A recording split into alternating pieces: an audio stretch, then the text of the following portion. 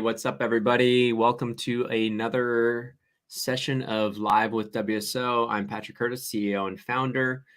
We are live on Facebook, LinkedIn, YouTube, Twitter, and eventually we will get this posted to Insta, maybe at a slight delay.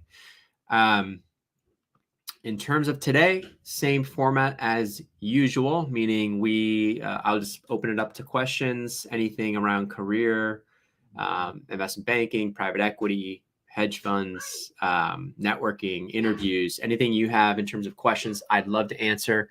Try to be helpful any way we can. And then I'll be pointing you to resources that we have if it's applicable.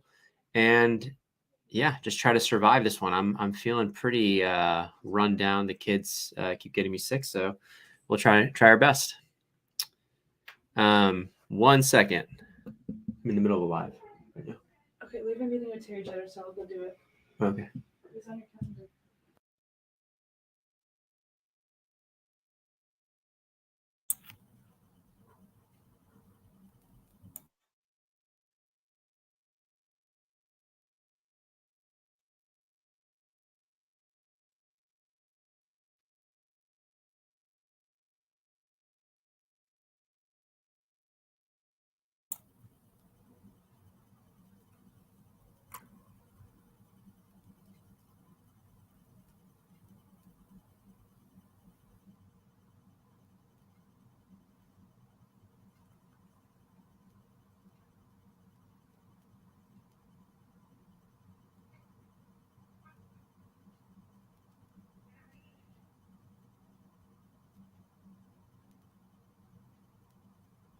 Yes, feel free to. Oh, I'm muted. Sorry, I was muted. I think can you hear me now, Amir? Yeah, I can hear you. Okay, cool. Sorry about that, Nicholas. Yeah, I was just going to say we're kind of late March now for seniors kind of coming up on graduation. Obviously, hopefully you have an offer already secured for people that are kind of juniors. Obviously, you want to have that junior summer internship secured. If you don't, it's not the end of the world, but I don't know what's wrong with my camera, but definitely try to secure something before junior summer. If you don't have that, if you're looking to get into finance and investment banking, definitely try to secure anything around that, even if it's tangentially related to transaction advisory services, accounting, private wealth management. Usually we suggest PWM for sophomore summers if you can't find anything that's investment banking. But yeah, that's kind of what we suggest. Got our first few questions coming in here. One from Sahil asking, what's the best resource to learn financial modeling? So obviously we're biased. The best resource is Wall Street Oasis. We have financial modeling training on the site. If you go to, here, I'll post it here in the comments, wallstreetoasis.com/courses. You can see we have basically everything from productivity courses, which include Excel modeling and PowerPoint, which kind of is what the programs you'd be spending about 1,000 hours a year in, if not more, if you were to join an investment bank.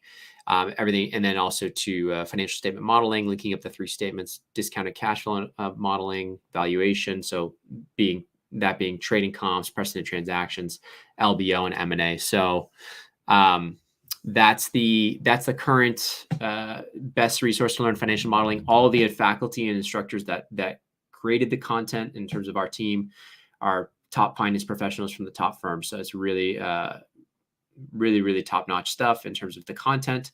In terms of the actual delivery in our learning management system, we built that all out custom because we didn't like any of these like third-party platforms in terms of the UI UX, in terms of the best learning of e-learning, online learning. We have micro-chunked the courses for everybody. We've added gamification to make it more interesting, more fun, and more engaging. And I think for those reasons, I think, we are the best place to learn financial modeling. So check out Wall Street Oasis. Here we go. Connor's asking, any updates on the new WSO summer internship that would be a good fit for college freshman summer? Hey, Connor, no announcements yet, but we're getting much closer. We do have a finance research internship that is that's available now that you can apply to. The other stuff we're going to be announcing probably next week is a much more intensive program around landing a job in specifically investment banking. So that's not coming until, but the announcement on that is still at least a week away in terms of being ready to announce it and start taking applications for that specific program. Let's see what else we got here. From a LinkedIn user, sorry about my camera, guys. I don't know why it's blurry, but thoughts on consulting market right now. Hiring seems slow in India. When this could pick up. So let me think here. When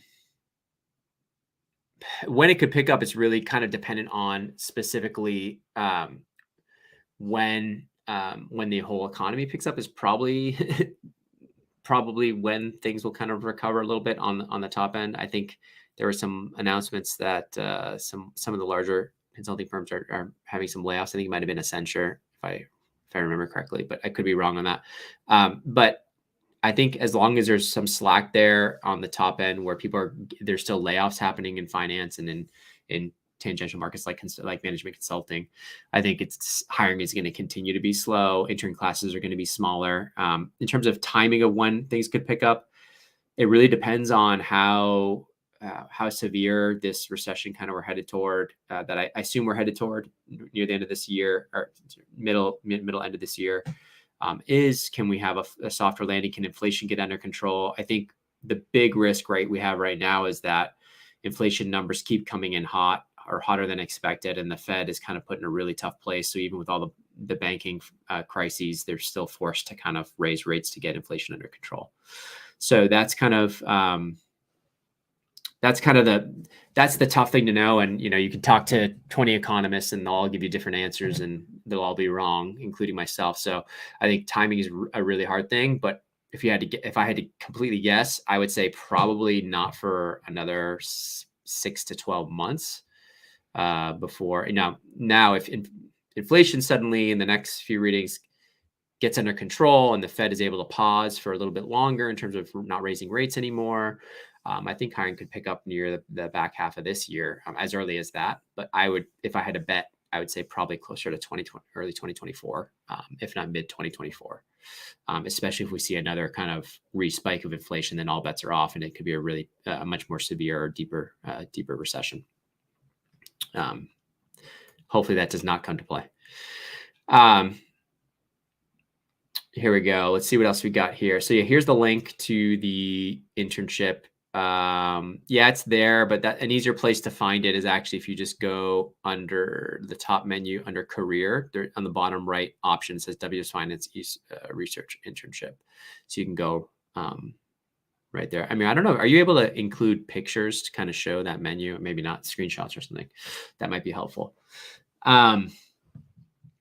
Let's see what else we got here. So Dylan, welcome. Hi, Patrick. Incoming analyst at a bulge bracket in credit markets commercial. Thoughts on the lateral to IB or private credit after the analyst program or continue to associate route? Hey, Dylan. I think private credit's a great place to go. And I think obviously if you're getting experience at a bulge bracket in that area, I think it would be a great transition or exit opportunity to you. I think it's pretty lucrative, the private credit market, especially at some of these mega funds. So I think that would be a great place to focus your efforts on.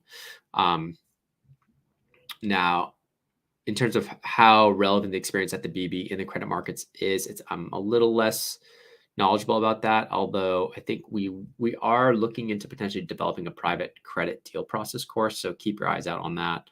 We do have a private equity deal process, but we're looking to kind of do something similar for private credit since it has become such a big.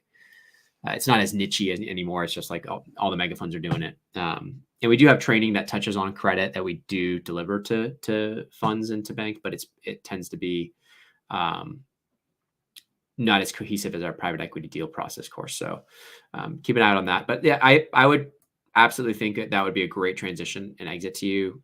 The comp is great. The lifestyle tends to be great. So in terms of whether you should stick on to associate, I would just say, are you enjoying, are you still learning at your bulge bracket? And do you like the people you work around? And do you feel like you could stick it out for a long-term career? So I would just say, depends on how you're feeling. If it's your first job coming out of school, it's kind of tough to stay at one place forever. It's kind of, I think, good and healthy to transition at least to one other firm. And then you could, I think if you keep good relations, you can always come back to the firm you left if you left on good terms. And so that's another reason not to burn bridges. So here's a good question from Sam. Sam, what are your tips on landing a full-time offer after being laid off coming from a non-target? No response from coffee chats on LinkedIn. Applications for jobs are just a drop in the ocean.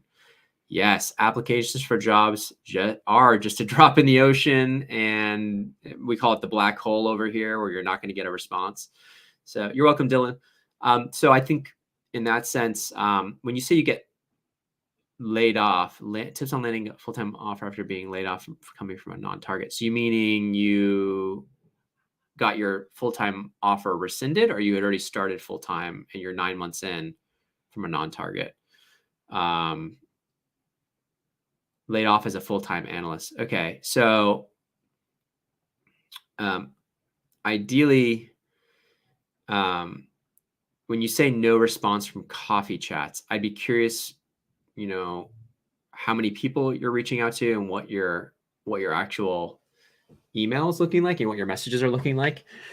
Are you connecting with people and then getting the messages off of LinkedIn, getting their emails into a sequence in your email so that it's easier to have automatic reminders put on your email? I think that's number one. My number one tip is probably make sure that you're getting enough connections, enough emails out with automated responders on there and drip sequences kind of prepped with templates so that you can stay organized on your networking such that you actually do land coffee chats. Because if you have no response for coffee chats, I'd be kind of surprised if your email's good, if you explain the situation in your short, you're not writing like a page. I hope you're not writing like a page. I hope it's like just a few lines. Just be like, hey, I saw that you work at XYZ and that you're at this group. Unfortunately, I was at Credit Suisse. We did, we just had some layoffs. No expectations, but I'd love just to connect to hear about your group and da-da-da-da. I think if you do that, it's kind of more direct and honest. And you even say no expectations and you just work on making relationships and talking to people. Then when things potentially do, let's say they lose an analyst or whatever, you might be on that. You might be one of the first people they think of, especially if you're staying up to date. So I think it's a question of volume right now. I think it's a super tough market, especially with all the craziness with Credit Suisse, SVB, all that stuff. So it's just one of these times if you're getting no response from coffee chats, I'd really kind of look at the template and then the volume you're sending. So how many emails are you sending per week? If you can give me some of that data, I think I'll get a better perspective of what's going on. And hopefully be able to guide you there. Let's see.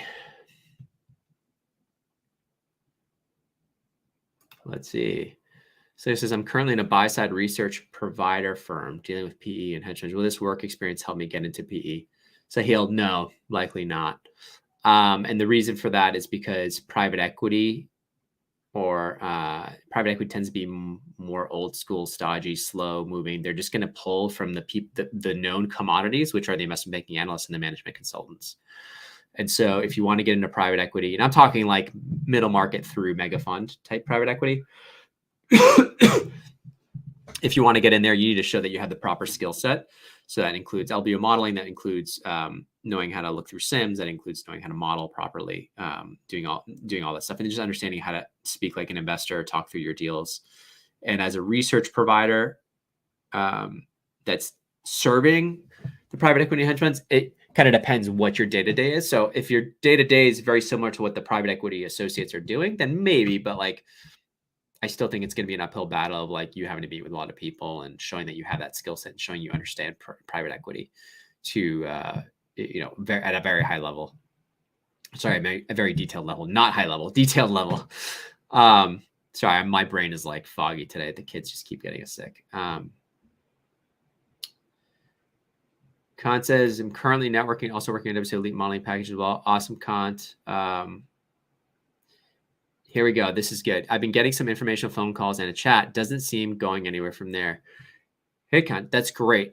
So if you're getting actually people on the phone and chatting, and it's not going anywhere from there, I'd ask you 2 questions. Number 1, how long ago have you done that informational interview? Number 2, are you following up thanking them? And number 3, are you asking for a referral near the end of the phone call? So something along the lines of, hey, thank you. I really appreciate you taking the time to have a chat with me. Really insightful. Is there anyone else you think maybe I should chat with to kind of that you think might be helpful in terms of my search and my understanding of the industry? And usually, sometimes they can get you a referral. And so the goal is here for each call you do or each few calls, you get another referral to tap with somebody else. And when that's coming from a warm lead, the close rates on those referrals tend to be much higher. So I'd say, try to number 1, make sure you're like having regular follow-ups, meaning after the informational interview, you don't want to be bugging them every week or even every other work or even every month. You don't want to be bothering them, but every like 3 to 6 months, I think it's very reasonable to kind of give them an update of where you are and what's going on with your search. So I don't know what year you are, what your situation is, but yeah, a lot depends on like also like where you are and like how competitive you are compared to the rest of the people. So if you want to give me some more information in the chat, I'm happy to kind of give you a little bit more of a nuanced answer. Yeah,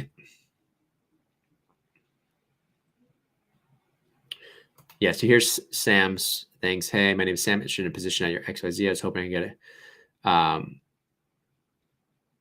I could get a quick chat with you about your experiences at the firm. I understand you're very busy. Please let me know if you'd have time for a quick call in the coming weeks. I'd be happy to find a time that works for your schedule. Thank you. I look forward to hearing from you. Best, Sam. Sam, this is like an A-. It's pretty good. I think there's a little bit awkward here. I was hoping I could get a quick chat with you about your experience. A couple of things. You're coming in a little strong, saying interested in a position at X. I think they know that. I don't think you have to say that. And this is still a little bit generic. Chat with you about your experiences. If you can put the group, more specifically XYZ group, I think would be more interesting or more specific. Maybe increase your response rates. Please let me know. I like how you're deferring your schedule.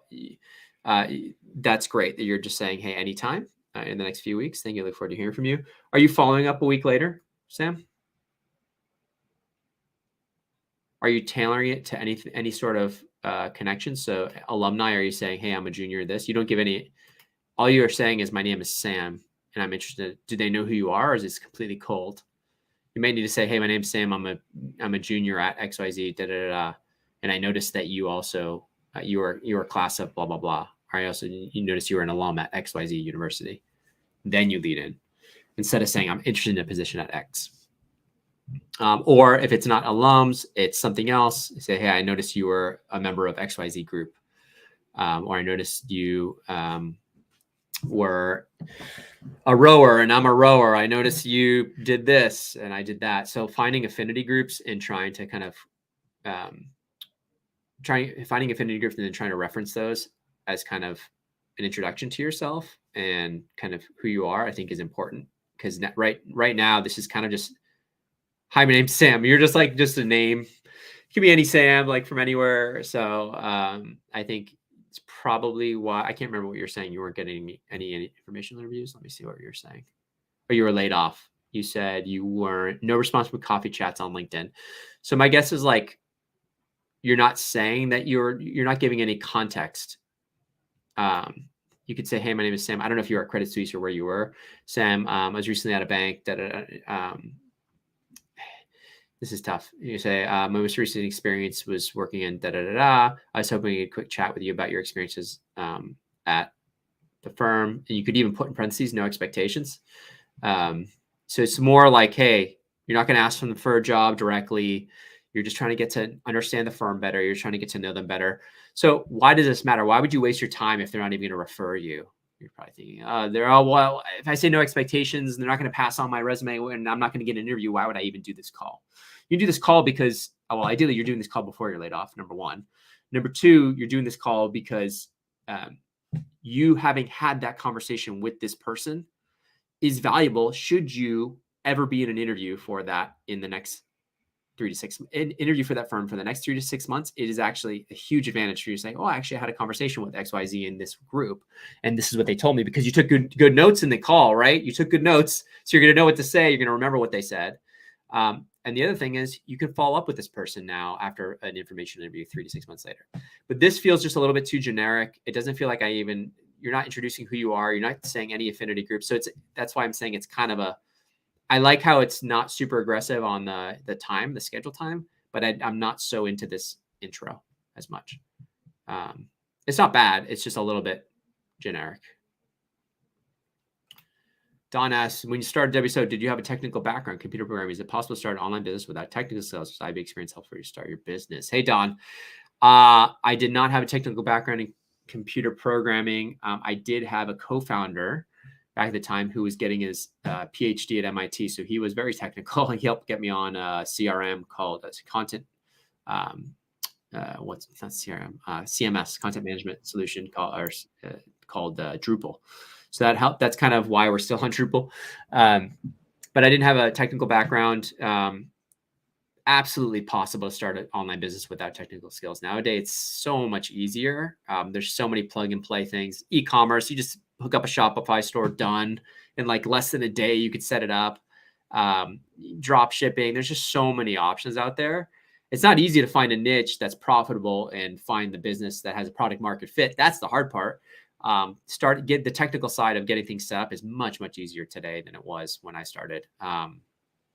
So yeah, technical skills shouldn't be a limiting factor. There's a lot of developers out there that you could hire hourly, invest some of their initial profits. You can launch a business for like with logo, website up. Like even if you have like no knowledge of like WordPress or Shopify, like you can learn it. There's like so many free tutorials out there on how to like initially set stuff up. You could probably launch a business with just a couple $100 and make it look like somewhat polished. If you have any sense of design and stuff like that. So that's the harder part, is like not knowing what you're weak at and not knowing product market fit. And then having this expectation that if I put something out there, whether it's a product or a service, how is your target customer going to actually find you? Number one. And then what's the customer lifetime value? Number two, which is super hard to back into when you're early on and you're only getting a few sales. What are your margins looking like? And then what's your competition and what's your unique edge? So like there's all these things that play into it. Like all those other questions are much harder to figure out and get right than like setting up a website, getting a logo, all that stuff, setting up an LLC or an S Corp, what have you, like a tax efficient system. So like, and then just getting scale and figuring out what's that hook that's going to get people in either using your product, even if it's free, how are you going to get them to use it? And then eventually what's the business model? Is it an ad-based media business model? Is it subscription? Is it low price? Is it super high premium? What does it look like? Is it an agency where you're like arbitraging labor because you know how to get great labor at a lower cost and then can help businesses who have a certain need? So there's all these things that like all these different types of online businesses, e-commerce businesses, obviously a very common online business. What are you going to be buying? What are you going to be selling? What's your edge in terms of either sourcing or marketing or design or what's your edge? And where are you weak, and where could you potentially find a co-founder and or outsource the stuff at a relatively cheap price to keep costs down while you're still kind of in that testing phase? I very much am the believer of launch early, fail really fast. Don't sit with an idea and tinker and think you have, and like hide it from people thinking you're so unique, and then work for a year, 2 years, and then release it. And then it fails and you feel horrible and it's embarrassing. I'd much rather you release something half baked, maybe not as good, but in partnership with your users, with your end customer, to try and iterate to make it better, and get that feedback early on with a small group of passionate people. If you can't find even a small group of passionate people that will pay you a small amount upfront to be first in line for something like this, then there probably isn't the pain isn't high enough for you to make enough money for there to be enough margin for you. So like a lot of people will find problems that are small, annoying problems throughout the day, but then their solution's too expensive to actually solve that problem, even though it's a great solution to a certain problem. Like you have to think about that as well in terms of like, are there enough people that experience this problem? Are there enough people that experience this problem at a high enough pain threshold where they're actually willing to pay to solve it? And those are there's a lot of funnels. There's a lot of hoops you got to jump over to actually have a real business where there's margin. And so like, you got to figure out where you're adding value. And that's the hardest part, man. It's not the computer program. That stuff, if you're really driven and you are willing to learn online, from you, even just from YouTube, you're on YouTube now. Like you could go look up like setting up an e-commerce, even like you could set up your own clothing line or whatever with Printful attached to Shopify. Like we may release a merch store through Wall Street Oasis because it's that easy. It's like probably a day or two to get it set up, and then you start designing your own shirts and with funny phrases. That's what all these Fin meme accounts do. So it's like, that's harder. That's the easier part. The harder part's actually building an audience, in my opinion. Organic SEO is super competitive now. So there's a lot of that stuff that's a little bit harder. Yeah, I can go on and on about that. Let's see, here we go. So Kant says, so we got a little more background here. Graduated finance semi-target in 2019, corporate finance experience. So this currently work at fintech bank as a financial associate. So Kant, the stereotypical or the bread and butter way to kind of get into IB, the best shot you would have is go get an MBA from a top program. Top program meaning top 20 in the typical rankings. But it kind of depends on what your financial associate role, like what you're doing day to day. If you're trying to break into IB and you haven't done any evaluation work, you haven't done any of that type of stuff, it's going to be hard. So you might get a better reset and a better swing of the bat by actually going and getting the MBA. Now, if you don't want to do that, I think you need to develop the skills. I think the fact that you are taking the elite modeling package is good, but you want to make sure it's also featured properly and your resume's dialed in. So I would look at our free resume template. Or maybe you can share the free resume template link in case you haven't seen that. That's important to make it look like you understand, like you're not having some long objective statement at the top of your resume or like some weird format. You want to people are like, hey, to get a job, you need to stand out. I'm like, yeah, you need to stand out. But like for certain industries, you should try to actually you need to blend in. You have to show that you understand the format they want to see things in. So you probably have that if you're looking at the networking or networking course and our interview courses and stuff like that. Let's see what else you wrote here.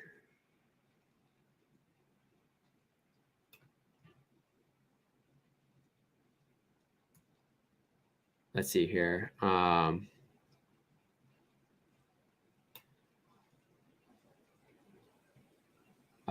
Here, Sam wrote some more things. Said it's completely cold. I graduated and there are 0 prior connections. Yeah, so for those people, I think you need to give a little more background or try to find some affinity to them. This is great. So DJ, listen, my LinkedIn account has been restricted as it was flagged for sending out too many connection requests. I have 200 plus outstanding. My phone calls never seem to lead to another intro. Okay, so what I would say here is in LinkedIn, you can actually rescind your request for connection. And there's ways to do this gradually. So I would try to also do leverage the connections you already have. I'd love to hear about your phone calls. So if it's never leading to another intro, I'd love to hear, what are you talking about? What are the questions you're asking to the professionals on the other end? Hopefully we don't lose power. We have crazy wind and rain here. California has completely reversed from drought to insanity. Let's see here. Yeah. So Kant saying he graduated in 2019. Most associates I spoke with to advise me to do the MBA, which is what I was just saying. It's possible to start as an analyst, corporate finance experience, currently work at fintech bank. Of course, it's definitely possible for you to start as an analyst, IB analyst, and skip the MBA and save yourself lots of money. But it's not like an automatic thing. It's gonna take you showing the firms, and like right now, it's even harder because we're in a really bad market. So like you think of all the people that were just laid off from the banks that already have experience in IB, in terms of like who's going to get the first shot, those people are likely going to get the first shot for any new hires. And they already, all the kids now that are going into internships, junior internships, the offer rates are going to be lower. What about all the kids who had the more traditional background that the banks are looking for? Now, if you can say to yourself, hey, I'm willing to start as an analyst, I have this valuation experience, this corporate finance experience, and tie it back to the specific work that the bank is doing. If you can actually say, hey, I've done valuation, I've done DCF, I've done trading comps, I've done precedent transactions, I know how to put together a deck. I don't mind starting at an analyst one, first year analyst level, but I'm just really passionate about getting into this industry. If you had those phone calls and you're doing a good job at communicating that, you could potentially get into some processes, and then it's about like how well you're carrying yourself, making sure you show them that you're willing to work hard and you understand what the job's all about. So yeah, you can do it. It's just it's a tough road because you're non-traditional. You already have a couple years of experience. You kind of missed that first round of recruiting, which is insanely early. It's like you could be a junior in college and you've already missed that boat. So I think being a couple years out, the MBA starts becoming the more likely way to break in. It doesn't mean you can't apply to the MBA for option value, but then keep applying to analyst programs as well. This is insane. I don't know if you guys can hear this. This is insane. Yep. I've never heard this hard in California for the 8 years I've been here. It's like a tsunami or torrential downpour right now. This is nuts. Doesn't help that my gutters are clogged. Anyways, let's see what else we got here. Hopefully it's not too loud, but like it's literally a waterfall coming outside my window. Taking notes from notes responses. Thought I'd share. I need to repeat the answer. No need to repeat to answer from Sam's question. Okay, sorry, I'm just reading some of these. Free resume template. You can see it under the resources section of the templates. Here's an interesting question. What's your take on Chat GPT? Would that impact investment banking jobs, especially in the junior end? Will there be a pay fee compressions for investment banking services? Hey, Don, I think banks tend to be a little bit slower on implementing like the most advanced technology or the most cutting edge. I think there is potential, rather than I think it being hurting or taking away banking jobs at the junior end. I think it just may help make them more productive in terms of like getting in, even associates, like getting industry descriptions out, getting it's just as a research tool, as a first cut, it's just amazing in terms of just helping you just get something on the paper. I think in that sense, I think it's just going to make people more efficient. So the problem and the benefit of investment banking is the more productive the junior people get, the more work they're given. There's like unlimited amount of work. So I don't think it's necessarily going to compress the amount of banking jobs. It'll probably just make the number of pitches, the number of decks, the number of models that the juniors can do that much greater in the same set of time. So I think it's just going to be a massive productivity boost, which you could then think, oh, but then the analyst classes are going to shrink because they can do more with less people. But no, remember, this is a sales business. The MDs are always trying to get that scarce resource, which is the junior bankers, to work on their pitches. So it's just going to allow there to be a lot more potential outreach and stuff like that. So it's very rare that like even in a time like this where there's less deal flow, people are still super busy. The hours are still super long. So I don't expect that to change anytime soon. We're actually just launched our investment banking IB work-life balance survey. Anybody in banking watching this, we'd love you to fill it out. I don't know if you have a link to that. It's in the IB forum, I think. Stick it in there. Maybe we could throw up a link to that. But I'd love, we're collecting, ideally we're going to get close to over 1,000 survey respondents. This is collecting data on like, where do you work? How's your mental health? How are things prior and after? And we've done this now. This is going to be our third year. So we'll get some interesting trend data in terms of work-life balance. But yeah, I don't see Chat GPT. I see Chat GPT as like a supercharged productivity tool. I don't see it necessarily hurting the number of jobs on the junior end. I think what we should be more worried about is just a major recession and deal flow staying compressed for longer periods of time, and any more large bank failures having a much more outsized impact on the number of roles and seats available.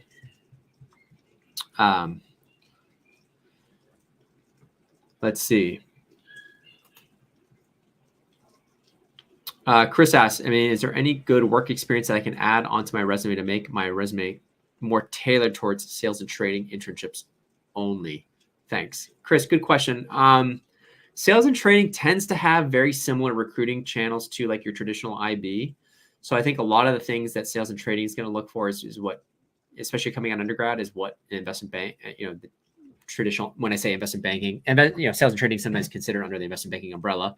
So, your financial modeling, your, sales and trading, maybe being a little bit more market oriented, maybe doing our research internship and focusing more on like market oriented finance topics would help. But yeah, and just trying to get anything around, you probably want to skew your resume a little bit more around like market oriented stuff. If you want to go on like the quant side or more trading side, doing stuff around being ready on your interviews to pitch stocks. So, give me a couple longs, give me a short idea, and showing that you're following the markets, that you're passionate about them.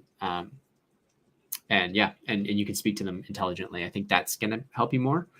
Work experience is tough when you're in undergrad. I think you want to just get any sort of internship that's finance oriented first, and make sure you have that down. And then just explaining to them in the interview, ideally getting the interviews through networking, and then explaining to them that you're really interested in S&T is the more likely outcome, or the more likely thing to work.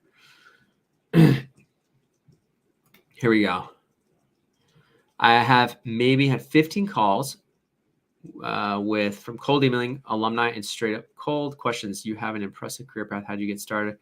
What do you do in your role now? What skills are most valuable to have? Is there anyone else you think you should talk to? That's on about 30 minutes I asked. I think those are pretty solid. How did you get started? What do you do in your role now? I think you can get a little more specific too around the questions you're asking, DJ. So like you could ask, so the problem is you could ask this to anybody and they're good questions.